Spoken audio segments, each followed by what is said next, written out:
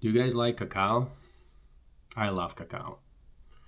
I went way above and beyond to hunt for cacao beans in Ecuador and collecting them myself, making fresh cacao and just fermenting cacao beans, roasting them, and just making cacao out of it. It's a very, very beautiful craft, and there are a lot of mixes that come lately like this, and they could be cacao mixed with matcha, with protein, like all type of adaptogens.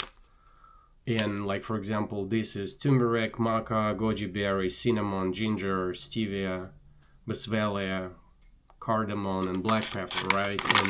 And there are a lot of brands, and some of them are a little probably better than others, but usually how do you know what is in this powder, right? How you can compare it? You need to give it to chemical laboratory and they run precise tests, and then you can be 100% certain about the ratios that they put there. But one of the very simple methods to identifying the quality of this product is actually you start with packaging.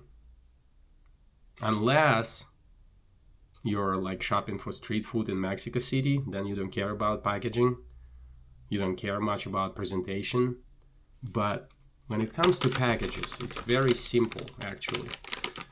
Like a lot of these bags you open like this, right?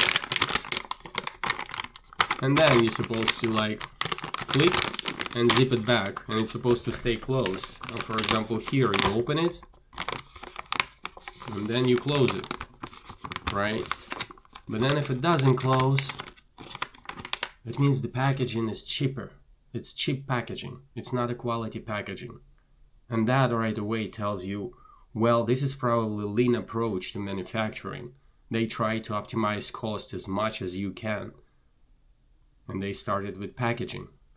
And logically, you can extrapolate and say, hey, if they try to cut costs on packaging, they might probably cut costs on somewhere else. You know, unless, so I tend to think personally that I like this product.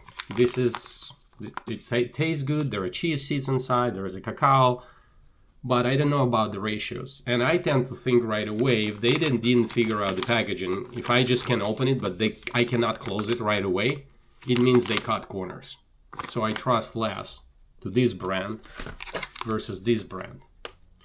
Now, unless this brand will tell me the ratio, specific ratios per 100 milligrams of product, of powder, what is what where, then I might have a little bit more trust. But this is one of the simple methods to identify how one product can differentiate from the other in terms of quality. And then you might agree with it, you might not, but this is just the way I think about it, my subjective thoughts.